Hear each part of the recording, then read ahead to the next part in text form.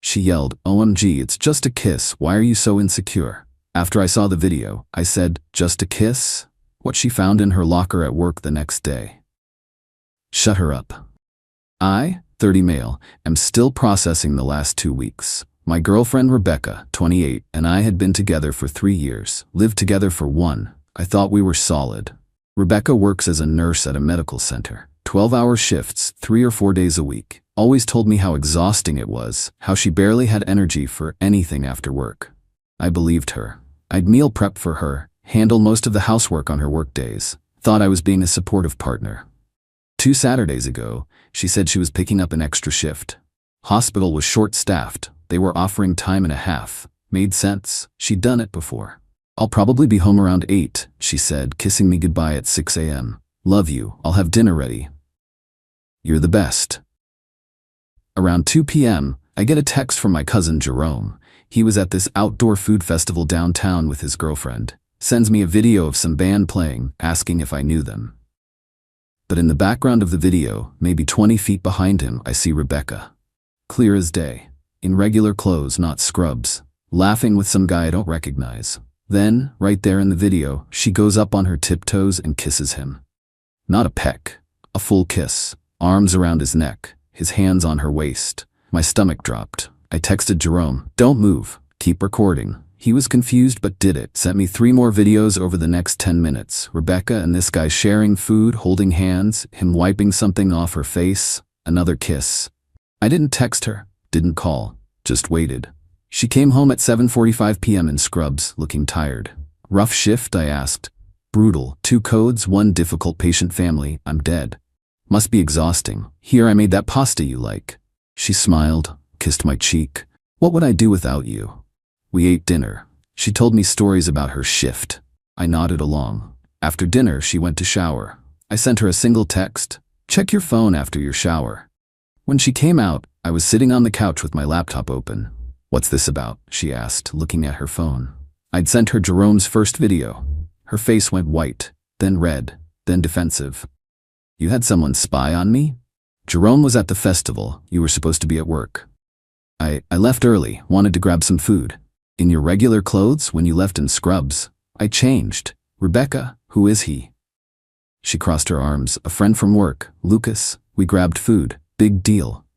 "You kissed him?" "OMG, it's just a kiss. Why are you so insecure? Just a kiss." "Yes, it didn't mean anything. We were caught up in the moment with the music and, God, you're so dramatic. It was nothing." "You lied about working." "Because I knew you'd overreact, like you are right now. It's just a kiss between friends." "Friends don't kiss like that." "How would you know? You barely have any friends. You're so clingy and needy. No wonder I needed space to breathe."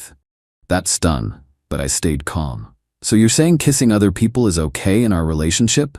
When it doesn't mean anything? When it's innocent?" "Yeah. Grow up. Not everything is about sex and cheating." "Okay.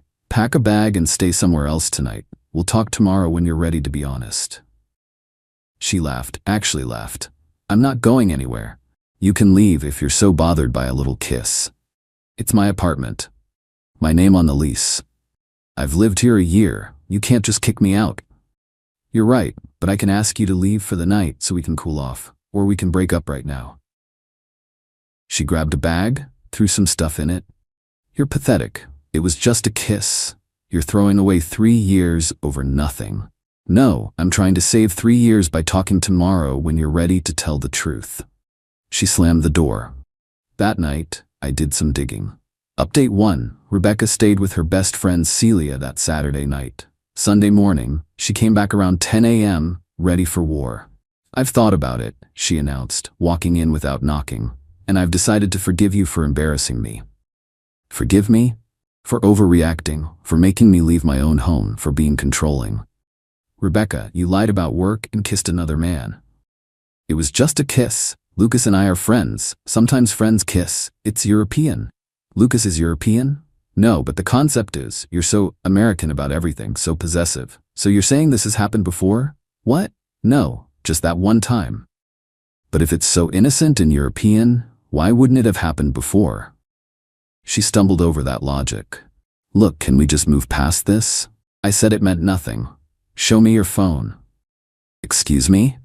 If it meant nothing, if Lucas is just a friend, show me your messages with him. That's an invasion of privacy. So is lying about where you are and kissing other people. I don't have to prove anything to you. Then we're done. She pulled out her phone, deleted something right in front of me, then handed it over. See, nothing. You just deleted your conversation with him. There was nothing important. Then why delete it? Because you'd misinterpret innocent things. I handed her phone back. Rebecca, I need you to leave. We're over. Over a kiss? Are you serious? Over the lying, the gaslighting, and whatever you're hiding? I'm not hiding anything. You know what? Fine. When you realize how stupid you're being, don't come crawling back. Lucas actually appreciates me. I thought he was just a friend. She stormed out again. Here's what she didn't know. I'd already looked at our phone bill online. She'd been texting one number excessively for 2 months. Hundreds of messages daily. Late night calls. I did a reverse lookup. It was registered to Lucas Brennan. But I needed more info before I did anything. So I reached out to my friend Tanya, who also works at the medical center. Different department, but she knows everyone. Lucas Brennan? Oh yeah, he's in pharmacy. Why? Just curious. Rebecca mentioned him. Mentioned him? They're like always together at lunch. Everyone thinks they're, you know? They're what?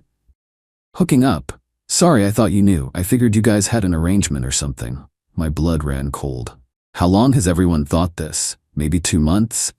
He's always in the break room when she's there. They leave together sometimes. Someone saw them in his car a few weeks ago getting pretty friendly. And no one thought to tell me? We thought you knew. Rebecca said you guys were open. Open. We were not open. We'd never discussed being open. I thanked Tanya and started planning. Update 2 Monday. Rebecca texted me like nothing happened. Getting my stuff after work. Be there at 8. I'll be out. Doors unlocked. Leave your key. Whatever. But I wasn't out. I was at the medical center. See, I'd taken Monday off work, had something to deliver. Sunday night, I'd done more research, found Lucas on social media.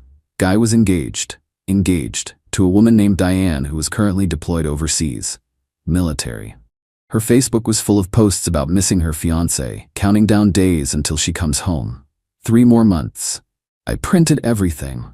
Rebecca telling coworkers we were open. Lucas's engagement photos. Diane's posts about their wedding plans. Screenshots of our phone bill showing thousands of texts between Rebecca and Lucas. But the crown jewel? Tanya came through for me. Sent me security footage from the parking garage. 3 separate occasions of Rebecca and Lucas in his car, making out heavily. One where she's clearly straddling him in the driver's seat. All time-stamped during her shifts. I put it all in a manila envelope. Wrote Rebecca on the front. Monday afternoon, walked right into the medical center. Visitor pass for picking up paperwork. Went to the staff area. Found Rebecca's locker. Tanya had told me where. It was combination locked, but maintenance was doing work in the room. Told them I was Rebecca's boyfriend, forgot something in her locker. She gave me the combo, but I forgot it. Can't help you, man. Policy. The maintenance guy said, fair enough. Can you just put this inside when you see her? It's important paperwork she needs. I can leave it on top. That works. I tucked the envelope partially under the lock where it would be visible but secure. Then I left. 3 p.m. my phone explodes. Rebecca calling. Ignored. Calling again. Ignored. Texting. What did you do? How dare you come to my work? This is harassment. Everyone saw the photos. See, what I didn't know but should have guessed. Rebecca opened the envelope right there in the locker room, in front of 6 other nurses. The photos scattered. Everyone saw her straddling Lucas. Everyone saw the evidence she'd been lying about us being open. Then came the best text. Diane knows. Lucas is freaking out.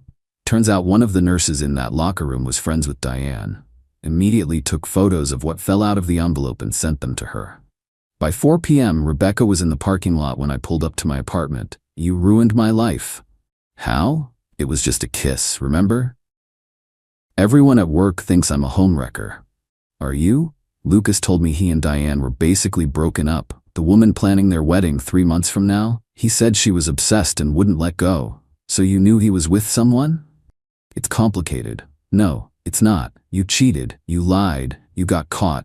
It was just, we didn't even have sex. So what were you doing straddling him in his car? You violated my privacy. You violated our relationship. She was crying now, not sad tears, angry tears. Lucas won't even talk to me.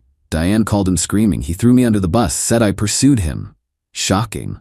This is your fault, if you hadn't been so insecure about one innocent kiss. Rebecca, stop. You've been cheating for 2 months. Everyone at your work knows. You told them we were open when we weren't. You lied, repeatedly. This is all on you. I'll be the laughingstock. I have to work with these people. Should have thought of that before making out with an engaged coworker in the parking garage at work.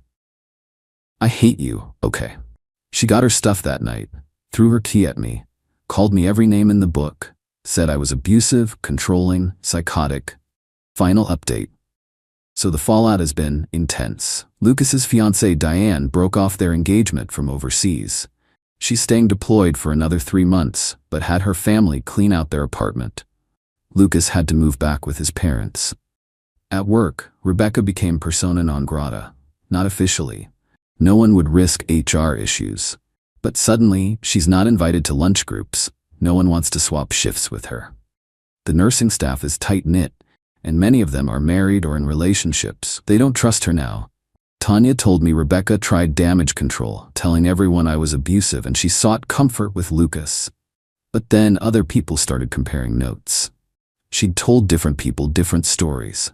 Told one we were poly. Told another I was gay and she was my cover. Told a third we'd been broken up for months but still lived together. None of it matched. Lucas threw her completely under the bus to save his own reputation. Claimed she pursued him relentlessly. Said she told him she was single. Even filed an HR complaint saying she created a hostile work environment for him. Wednesday, Rebecca showed up at my door at 11 p.m. I need to stay here tonight. No. Celia kicked me out. She says I'm toxic. Okay, I have nowhere to go. That's not my problem. We were together 3 years. Were. Past tense. You destroyed my life over a kiss. Rebecca, for the last time, it wasn't just a kiss. You had an emotional and physical affair for 2 months. You lied to me, to your coworkers, to everyone. You got caught. The consequences are yours. I could have kept it secret. We could have worked through it. But you didn't want to work through it. You wanted to gaslight me into thinking I was insecure for having boundaries.